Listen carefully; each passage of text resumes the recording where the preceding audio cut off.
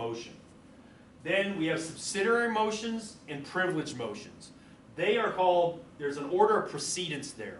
So it goes from 1 all the way up to 13. So main motion, while it's probably the most important, is the least in order. Everything else has to be handled before the main motion. Okay? So it's kind of building from the main motion up to privileged motions. And that's why we use the term privileged, is they have extra importance. They're privileged. Incidental motions help do things, and then motions which bring a question again before the assembly. That's a long-winded title, but you can actually bring things back, things that you did earlier in this meeting or things you did at a previous meeting. And there's certain special rules how to do that. But let's say you passed a motion this meeting. Let's say we vote to spend $1,000 on a pizza party, okay? Well, let me change that. I move to spend $1,000 on a pizza party for Halloween for AgSac, okay? Motion passes. Well, you look at your budget and you don't have $1,000 to spend on pizza, okay? So you made a mistake. So you have that motion that passed, but you don't have the money to do it. So let's say you come back at next week's meeting and say, I move to rescind that previous action. And you can bring it back up and say, we found out we don't have $1,000, it was a mistake. If you rescind it, that motion is gone. Or if you do it during this meeting, maybe you decide right now, well, we're going to order 10 pizzas, but wait a minute, we don't have money to pay for it. Well, if you do it during this meeting, you can do what's called reconsider. And you can bring it back up during this meeting and say, we made a mistake earlier, we checked our bank account, we don't have $1,000, so we need to change that. We're going to reconsider it and vote it down, defeat it. So that's bring back motions. So let's take a look at each of these. Characteristics, can it interrupt the speaker? Is a second required? Is it debatable or amendable? What vote is required? And can it be reconsidered? The important ones right here are, is it amendable and debatable? Debatable and amendable, okay? Is it a motion that people can debate, pro versus con? And if we don't like the wording, can we amend it to change the wording? So those are probably the two most important things. Most motions require a second. Some motions can interrupt the speaker, most can't. But again, the most important ones are debatable, amendable, and then is it a majority vote or a 2/3 vote? Main motions and debate. This is another one people make a mistake on, is how you word it. A lot of people will say, so move, you know, where we're discussing something and someone will say, I so move it, which means I don't want to state it. You know, we've been discussing it, just write it down. I want to move that motion. That's not really the correct way. It's also, I don't move, I motion to. The motion is the noun, the motion is the thing. We can write the motion down on a sheet of paper, so that's the thing. In a meeting, when I'm going to propose it, I'm going to do the verb. So I'm going to move it. I move that we buy pizza for this meeting. Okay? So that's the motion is, and I'm physically moving it or stating it by verbalizing that once I get recognition from the chair, I move that we spend $20 and buy pizza for the meeting. Okay. So it introduces a substantive question as a new subject, one main motion at a time. So you can't have two things on the floor at one time. That's one of the main principles of Robert's Rules is one thing. Now it says one thing at a time, but it's one main motion at a time. You could actually have 13 motions all on the floor at once. You'd never have that, but logically you could. But it all has to be based on one main motion. So I move to do something, or I move that we do something. You don't motion to. I motion to is incorrect. Handling a motion. First of all, I have to get recognized by the chair. So I stand up and say, Mr. Chairman, and he would recognize me, Jim, and then I say, I move that we spend $20 and buy pizza for the group. And by that way, I'm making the motion. Another member seconds it to say there's at least one other person that agrees that that motion should come before the group. Sometimes, if no one seconds it, it can die for lack of a second. If the chair thinks it's a good motion, the chair doesn't have to wait for a second, because the chair could actually second it, but you should have a second, but if it goes on without a second, it doesn't have to kill it. But if the chair doesn't like it, the chair can say the motion dies for lack of a second. Okay. The chair then states the question.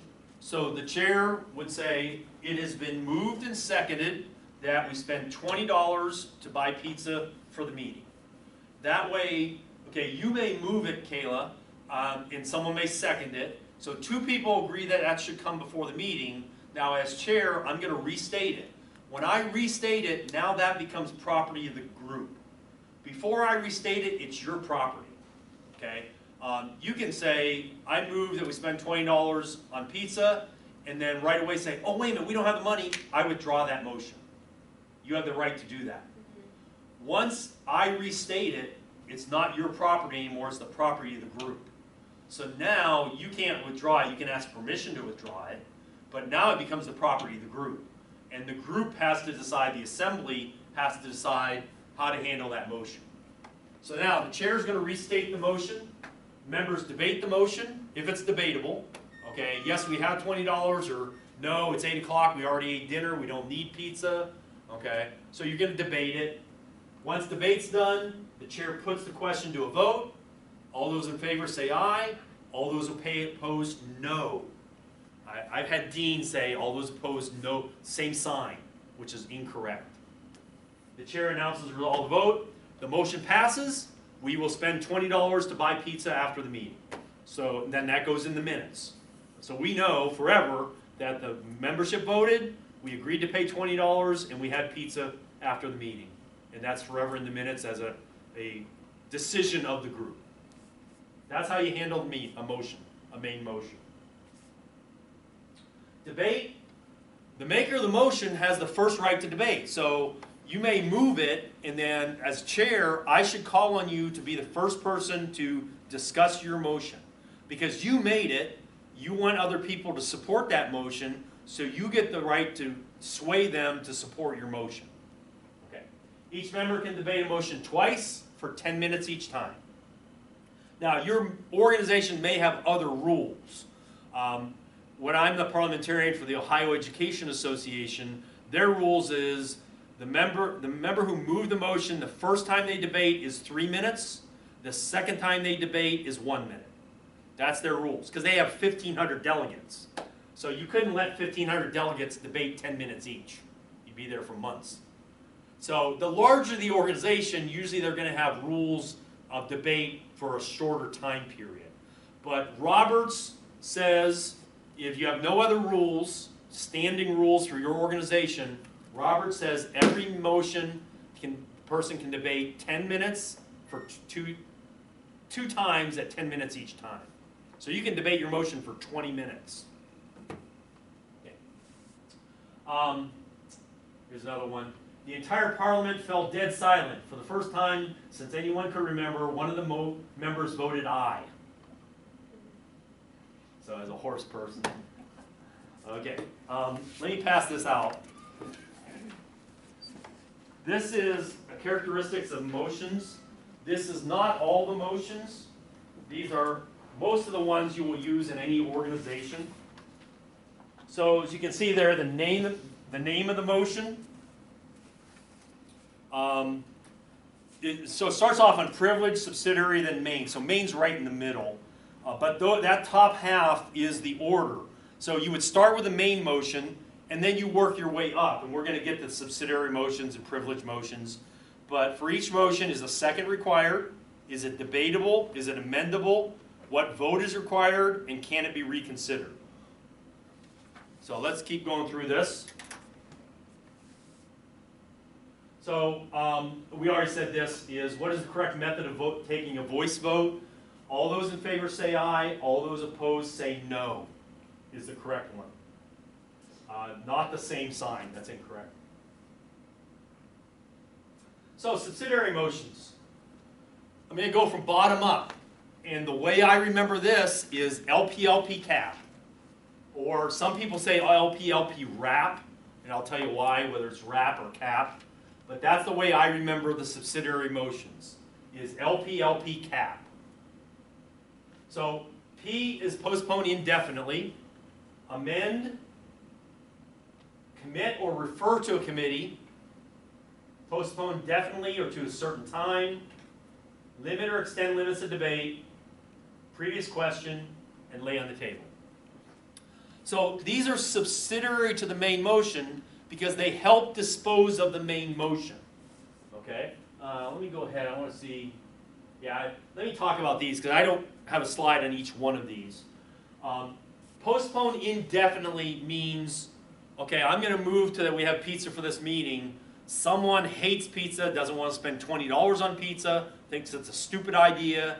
They can move to postpone it indefinitely, which basically means to kill the motion.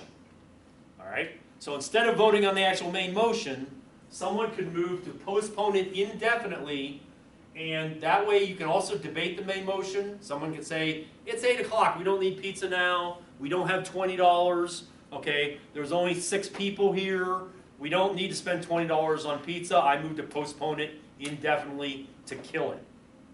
If that passes, that motion is dead for this meeting, which means we can't decide in 45 minutes that, wait a minute, we are hungry, let's go back and vote to have pizza. If you've postponed it indefinitely, you can't bring it up again this meeting. Now there is a way of doing it, it's kind of, you reconsider it, but it's used to kill a motion. Amend is used to change a motion, we'll talk about that in a second. Commit is if you want to send it to a committee for further study. And that committee can report back, or you can give that committee the power to make decisions. Postpone definitely is where you don't want to do it now, you want to do it at the next meeting. All right? Dr. Wolf used this incorrectly when she laid on the table the motion to change the department name. That was incorrect. She should have postponed it definitely to this week's meeting. The only difference there is the vote that it takes, okay? Or not the vote, sorry, how high it is on the order. Most people use lay on the table incorrectly. So postpone definitely, we want to talk about this, but we don't have time now, we got to get to something else. We're going to postpone it definitely to our next meeting, to next week, to next month, whenever. The one thing you cannot do is you can't say, well, we don't need to talk about this till January. So I moved to postpone this item from October to January.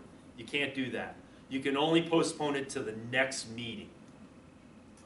Limit or extend limits of debate is, if you don't like that 10 minutes, you can limit debate to 1 minute per person or 2 minutes per person. So that gives you the right to change the rules of debate. Now, one thing, if you look in your other sheets, what vote does limit debate take? Okay, it doesn't take a majority, it takes 2/3. Why does it take 2/3? Exactly, right, correct. Is if you are limiting someone's rights, it takes 2/3 of the people in the meeting voting to say, yes, we agree with this, we should limit these rights. So limit or extend limits of debate is you're changing the rules of debate, so even if you're extending them, you're still changing that rule, and it takes a 2/3 vote to pass that motion. The next one is previous question. That's a confusing title to an easy motion. It closes debate. And some organizations will use the term close debate. So instead of limiting debate, we're going to close debate. So in large meetings, and again, Ohio Education Association, we have 1,000 to 1,500 people. If they get on a very controversial subject, they can debate for hours. This spring at our last meeting, we had a list of people that wanted to debate that was probably 30 deep, because they called in and we put them in order. So we had 30 people waiting to debate a contentious motion. Well, if you're having a lot of debate and someone says, I've heard enough, I want to vote, you move previous question. And if that passes by 2/3 vote, that means 2/3 of the people want to close it. It passes, then you vote on the main motion. But these two, limit or extend limits of debate and previous question, they limit people's rights, when they limit people's rights, it requires a 2/3 vote. Lay on the table. Okay, we're in the middle of a meeting here, and Dean Foltz walks in and has an important thing to discuss with the group. Maybe it's an ag SAC meeting, okay? And you're in the middle of your meeting, and either Dr. Makis or Dean Foltz walks in and says, I've only got 10 minutes, I've got another meeting at 8 o'clock, can I have 10 minutes to discuss something? The proper way of doing that is if you're in the middle of a motion or debate, someone would move to lay the pending motion on the table, majority vote, so you're going to lay that aside temporarily. Dean Foltz is going to have 10 minutes to talk about whatever he wants to announce. When he's gone, then if you want to, you can go right back and take that from the table. If you decide, well, wait a minute, it's 8 o'clock, the pizza's here, we don't have time to go back to that motion, you can leave it on the table, but it's got time limits. So if we do it at this week's meeting, it's going to stay there till next week. If we don't take it off the table at next week's meeting, it's dead. That means it wasn't that important if you don't want to take it from the table. So it interrupts pending motions for something of more importance, a guest speaker or an announcement or something like that. Most people misuse it for postpone definitely. They both require a majority vote. It's just lay on the tables higher or the order, okay? But these two motions are often mixed up. Postpone definitely or lay on the table. So, Jim? Yep. When I made the agenda then for the next meeting where we laid that on the table, that was supposed to come very first before anything else. Let's go back to our RRR Sun, okay? Where should it come up under RRR Sun? So, what? Special. No, you can make it a special order, but if it wasn't made a special order, it comes up under unfinished business and general orders. So Okay. it's under old business, but it was second on old business because we had another one that we had. Yeah, and okay. she, again, she laid it on the table. So you would actually need a motion to take that from the table. If it was done correctly, and I move to postpone this to our next meeting, then it would automatically be under unfinished business, and it automatically comes up. If they move to lay it on the table, technically you need the motion to take from the table. Okay? Is it like the end of the world if someone gets laid on the table and postpone definitely mixed up? Nope, not at all. Okay. Hi, welcome. We're just kind of going over that, the motions.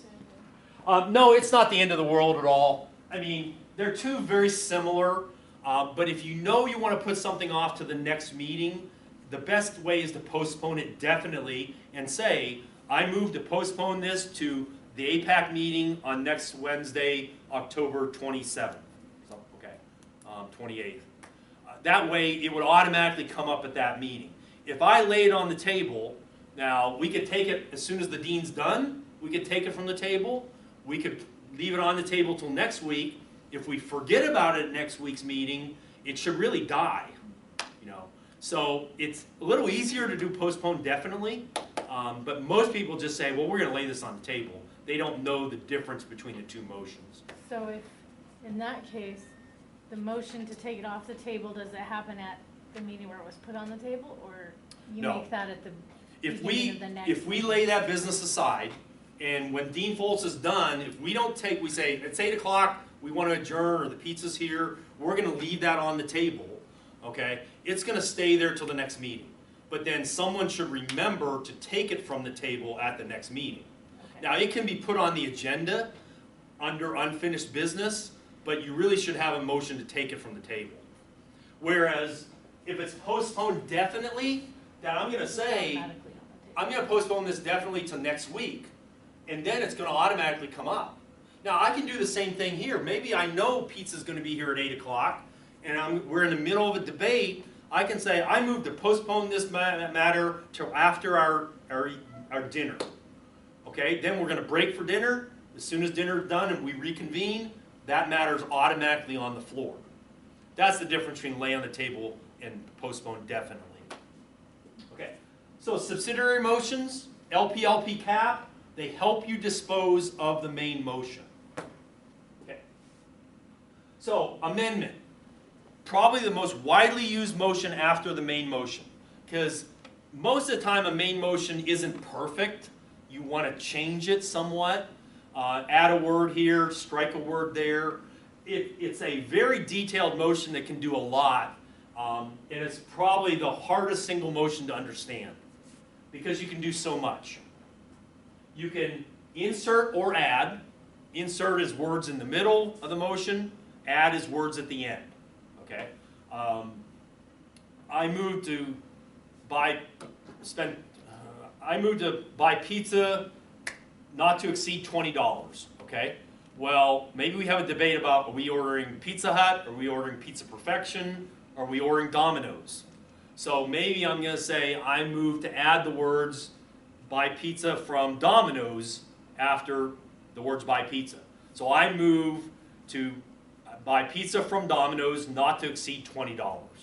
That way I've added it in, or inserted it in the middle. Okay. So insert or add is just whether it's in the middle or at the end. Strike out, maybe you strike out pizza and say, well, let's have you strike out in that insert. What can I strike out of pizza? $20. $20. Yeah, I moved to strike out $20 and say, okay, the motion is that we move to buy pizza. And then you don't have an amount limit there. So you'd strike out that amount. Strike out and insert was strike out 20 and say 40. Okay, we're going to strike out something and change it and insert something. Larger motions that are resolutions, you can strike out a whole paragraph. Okay, gets a little confusing. You can have two amendments on the floor at once. So you have a main motion, a primary amendment, and a secondary amendment. You cannot have a third tertiary amendment. You can only have two. And how they relate to each other can get kind of tricky there, but you can only have two amendments on the floor at each time. If you do that, then you're handling the secondary amendment first, disposing of that, then the primary amendment, and then the main motion. So you're doing it in reverse order of how they were moved. Okay. Some things can be real simple if you're just changing a word or deleting something or adding something, but the bigger the motion is, and if you want to change a lot, primary and secondary amendments can get real complicated. Okay. Which of the following is correct? I move to postpone the motion to the May meeting. I move to lay the motion on the table until the February meeting. I move to postpone the motion indefinitely until the next meeting. Or I move to lay the motion on the table temporarily to hear our guest speaker. The last one. Yep, exactly. Lay on the table is to have an interruption of your current meeting, your motion, to do something else of more importance. If Dean Foltz walks into your AgSAC meeting and has an important announcement, then you would lay that stuff on the table, hear him, and then you could go back to it. That's the purpose of laying on the table. You can't postpone a motion past the next meeting, so you could postpone it to next week if you meet weekly. You could postpone it to next month if you meet monthly, but you can't postpone it past the next meeting. I move to lay the motion on the table until the February meeting. That's incorrect. I move to postpone the motion indefinitely until the next meeting. That's incorrect. You could say postpone it definitely, but postpone it indefinitely means to kill it. So that's the misuse of that. Some people confuse postpone indefinitely and postpone definitely. Indefinitely is to kill it. Definitely means I want to put it off till later on in this meeting or at the next meeting. Okay? Privilege motions. A motion to adjourn is always in order. That's actually correct, with one minor edit. There's one motion more important than adjourn. It's called fix the time to which to adjourn. I've never seen that motion used. Most people don't even know what that motion is, but everyone knows what the motion to adjourn is. And that's actually a correct statement. You can be in the middle of the most important decision that you ever make in that meeting, you know, college meeting, whatever. You can be in the middle of that, and if a majority votes to adjourn, you're done. So a motion to adjourn is always in order. But we know that you don't have to have a motion to adjourn. So what happens if you have a motion already going on and it's under debate and somebody motions to adjourn the meeting? Yep. So that topic that was under discussion, what happens to it? Let's go to our RRR Sun. Our next meeting, we're gonna have RRR Sun. Where does it come up? Unfinished business. It's actually it should be the first thing under unfinished business, because we're in the middle of this heated debate on this topic, and we move to adjourn. I'll give you an example. You might be in the middle of a fair board meeting and the tornado sirens go off. Okay? Well, you're not worried about that fair board meeting, you're worried about getting to a shelter. So now you can run out the door or you can move to adjourn. Okay? You're in the middle of an important decision, that automatically comes up under unfinished business at the next meeting. Because you were in the middle of it when you adjourned, so no one postponed it definitely, no one laid it on the table. You were discussing it when you had to adjourn, it automatically comes up as unfinished business. Okay. Privilege motions, in this order. Call for the orders of the day is if you have an agenda and you're not following it, someone can say, one person can say, I call for the orders of the day, you need to follow your agenda. Okay? And all the orders of the day it's another word for your agenda or the program. So when you put an agenda out in what items come up, okay, if you're not following that, someone can call for the orders of the day. Let's say you adjourn with that important item of business on the floor. Next meeting, you may or may not have put it under unfinished business. Let's say it's written under unfinished business, but we jump right to new business. I can say, I call for the orders of the day, we need to take up that item that was unfinished at our last meeting. So one person can require the meeting to follow its agenda if the chair is not following that agenda. So call for the orders of the day. Raise a question of privilege. This is a way, it's used different ways. I can say, I raise a question of privilege to turn up the heat, it's cold in here. Or open a window, it's stuffy in here. Or I can say, I raise a question of privilege that we have this other item we have to bring forward, and the chair decides, okay, we're doing one item now, but this other item is important. Is it more important that it should come now? So most FFA doesn't use it like this, but this is the intended purpose, is if the chair agrees that this other item is more important, the chair can say, your question of privilege is granted, we'll take up that new item. So you're going to set aside that other item that's not important, and you're going to take up this item that is important. It's not used very often. Most organizations just use it to say, well, speak up or open the window or something like that, asking permission to do something. But you can actually ask permission to introduce a more important item of business. With that, with the old one that gets Put aside? would that be laid on the table then? Actually, that's a good question. I'd have to go back and look at that. I think it's just set aside temporarily, and when you're done with the question of privilege, done handling that, then you go right back to what you were on before. Okay. That one doesn't get laid on the table or postponed. It's still right there. And once you handle that, if I'm the chair and I say, I agree, this is a question of privilege, it should come right now, then once you're done with that, you go right back to where you left off. Okay. Yeah. Recess, obviously, you can move to take a recess, 5-minute recess, 10-minute recess, adjourn, and then fix the time to which to adjourn. This is a misunderstood motion. It's not to fix the time that we're going to adjourn at 8:30. It has nothing to do with the current meeting, okay? It's to fix the time to which to adjourn. APAC, you have a lot of stuff on the table, and you're not going to get to it. You're running out of time, but you don't want to wait till next week. I could say, I fix the time to which to adjourn till tomorrow at 12:30. And if it passes, that means we're not going to wait a week. I just said we're going to adjourn and reconvene tomorrow at 12:30. So it's setting up a special meeting. It's called an adjourn meeting. It's kind of confusing wording. So it creates an adjourn meeting to finish your order of business. So you get through dozens of things. If you're not going to get through it and you can't wait till next week, you can move to fix the time to which to adjourn, and say, I move to fix the time to which to adjourn to tomorrow at whatever time, 12:30. And if it passes, that means we just created that adjourned meeting for tomorrow at 12:30. So it's not used very often, but that's what the purpose is. Has nothing at all to do with when this meeting ends. So Jim? Yeah. Does that then have to be advertised?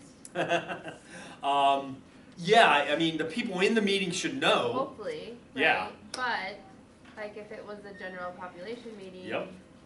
then. You created an adjourned meeting. Right. So now, okay, we're running out of time. We have to adjourn this meeting. You didn't get done. So now when we adjourn, we're going to adjourn to reconvene tomorrow at 12:30. And then obviously you make an announcement or whatever. Sure. Send it out. Yeah. Because again, most people know APAC meets once a week. Okay, but if you didn't get the business done and you couldn't put it off till next week, you can just create an adjourned meeting for tomorrow or Monday or whenever. An adjourned meeting is a meeting before the next regularly scheduled meeting. So again, if you can't put it off till next week, you have to get the business done, but it's 5 o'clock or we're running out of time or the next group is coming into the room, you can then move to fix the time to which to adjourn to whenever, tomorrow. Okay, that's the privilege motions. Beal Bailey, if there is no further business, I move the meeting be adjourned. We haven't discussed my proposal to serve chocolate milk instead of beer at the officers' picnic. Gee, they didn't even vote to adjourn.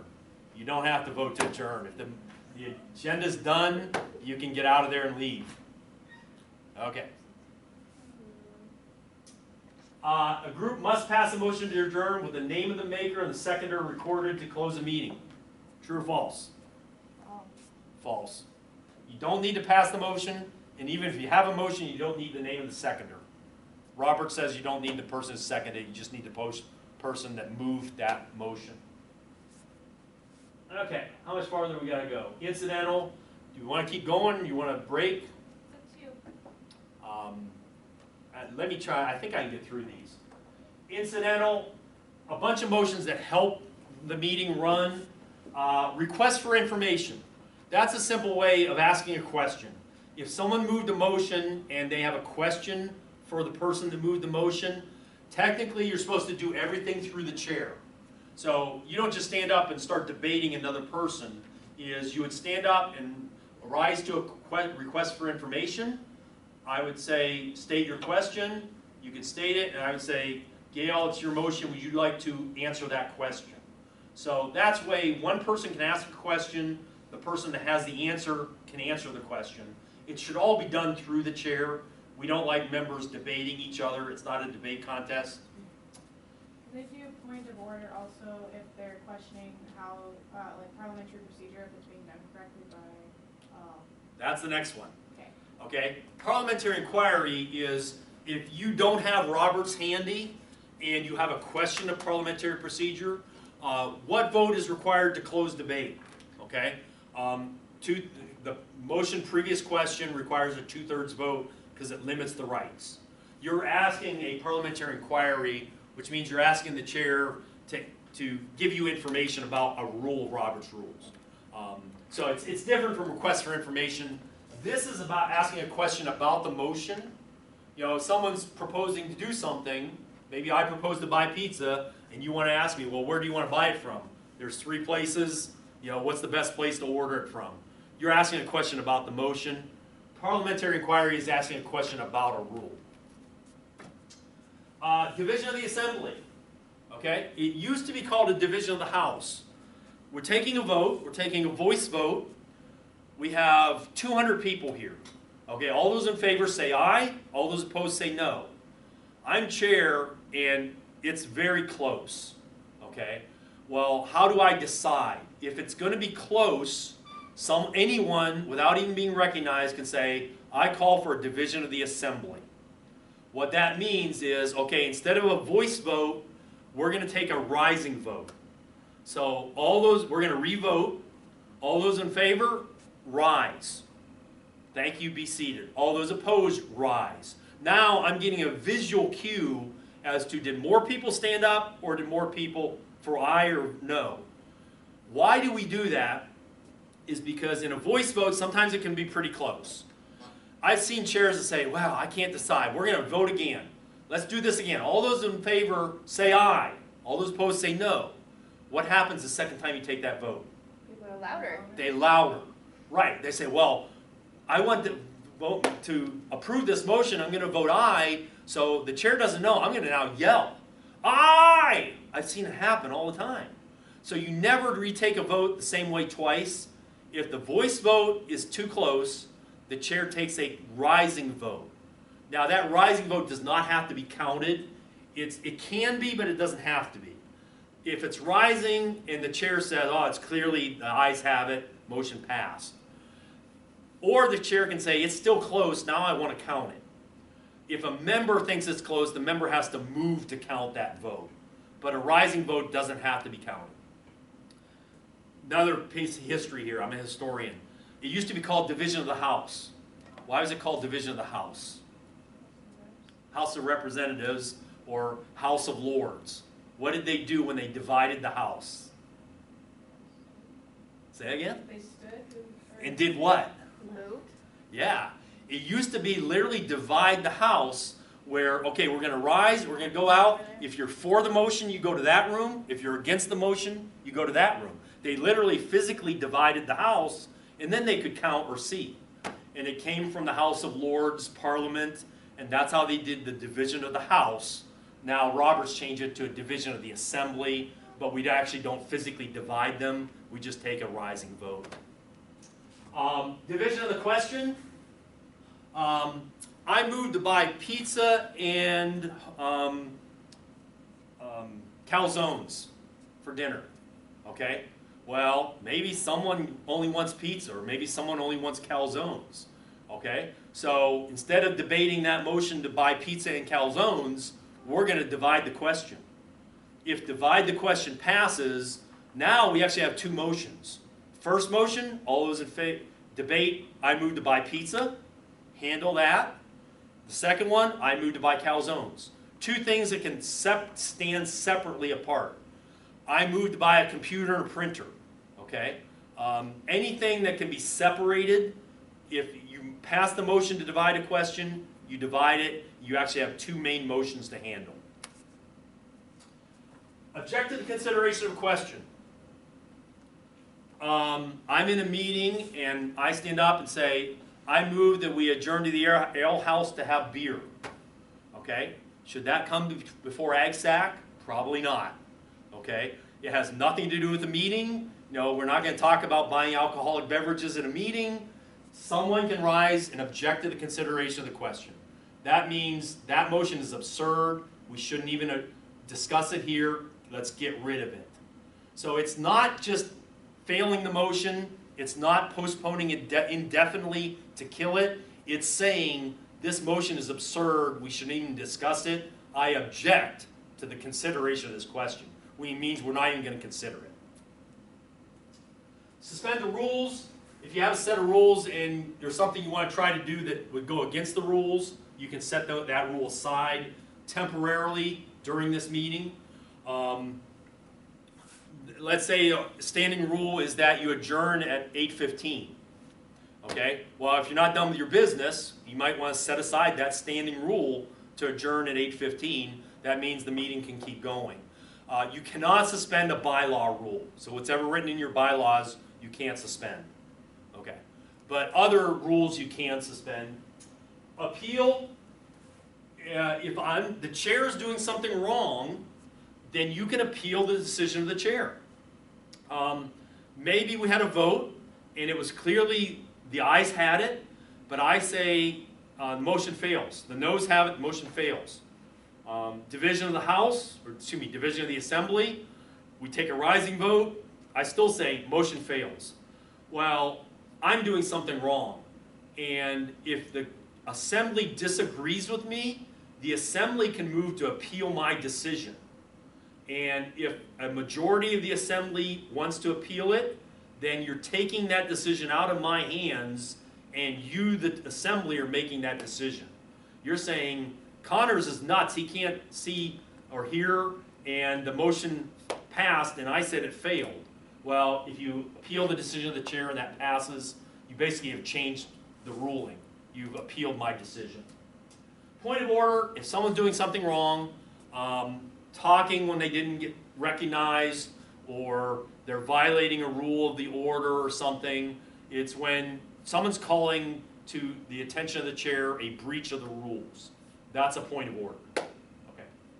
So a bunch of incidental motions. There's no order to these. These just help dispose of things and can come up.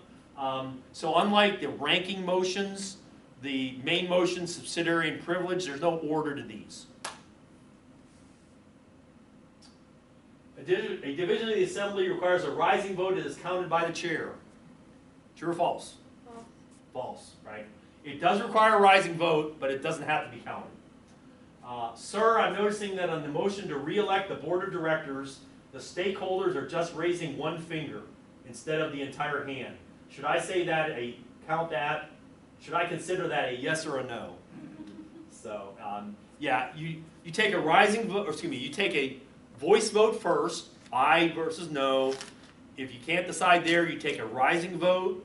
If you can't decide on a rising vote, you can count the rising vote. Now again, if it's counted, then you should have an accurate count. Even then, someone can move to vote by ballot if you want, where everyone has to write down a ballot. So you never take the same vote twice. You always do a better way of doing a vote. All right, let's finish up here so you can get the motions to bring a question again before the assembly. They're called bring back motions for short. Take from the table, rescind, or reconsider. If we laid something on the table, technically we should have a motion to take it from the table. It can be done at this meeting. If it's not done by the next meeting, then that motion that's on the table dies. It has to be reintroduced. Rescind, like I said, if we voted to spend $1,000 on a pizza party at this meeting and we realize we don't have $1,000 to spend, at the next meeting we can move to rescind that action. Now that has to be an action that passed, obviously, because you made a decision to do something and you realize later on it was in error. So you come back and move to rescind it, and with a 2/3 vote, you basically repealed it or nullified it, okay, and gotten rid of that. Reconsider, the difference there is reconsider can only be done at this meeting. And there's a real weird rule that, well, you can move it at this meeting, but it can come up at next meeting. It's a real technical rule. But let's say we decided that we were going to spend $20 on pizza, and then, well, you know, we don't have $20 to pay for it. We don't have a credit card. So I moved to reconsider the motion to spend $20 on pizza. That one brings it back up, and then we discuss it. And I can say, we checked, no one's got $20 and no one's got a credit card. So we can reconsider this, and you re-vote on it. And then you may still pass it. And someone, if you pass it, someone may say, well, I got $20 in my car, I'll go get it. Or if you fail it, then it's gone. So reconsider is during this meeting. Rescind is at the next meeting to bring something up that passed. Reconsider is even if you failed something, maybe you failed the motion to buy pizza, and then you realize, wait a minute, we got the money. And you can reconsider it to bring it back up and change it from a failed motion to a passed motion. So either one, whether passed or failed, you can move to reconsider it. The one caveat there is you have to have voted on the prevailing side, which means if I lost, I can't move to reconsider that to bring it up for a second try. I had to have voted on the prevailing side. If it passed, I had to vote yes. If it failed, I had to vote no, which means something changed or we got new information, and I think it should come up again. So you had to have voted on the prevailing side. So those are three motions that don't get used too often, but they are ways of bringing an item back. Any member can make a motion to reconsider a vote taken earlier. That's false. I just said you had to have voted on the prevailing side. Parliamentary authority, we talked about this. Robert's Rules, the 11th edition is 2011. You can find these for under $15. You can order them off Amazon. Most good bookstores will have them, like 1 or 2 copies. But if you're going to be a chair of a meeting or the president or something. It's a good book to have. It even covers electronic meetings now, since nowadays a lot of people are doing electronic meetings. And if you're in an organization, your bylaws I highly recommend that it state that you follow Robert's Rules of Order. Now, you can follow in brief. You can get this one for under $8. It's not all the motions, but it's the motions most small organizations would need. 4-H clubs. Obviously, the kids aren't going to understand 700 pages, but you can teach them the basics through this book. And even maybe fair boards or leaders' councils or whatever, or AgSac. This is fine because it's got most of the motions you're going to use. If you're going to be a chair of something and use it on a regular basis, Roberts gets it. And there's professional associations, okay? There's 3 of them. We have one we started a few years ago for those that are related to Ag Ed. You can be members of these. You can take accreditation exams. I'm in the middle of taking an accreditation exam from NAP. It's a 5-part test. I passed part 2 last week. I have to go back and take part 1 again tomorrow. Dr. Makis is proctoring it for me. So I've got 5 parts. Well, 1's done, 2's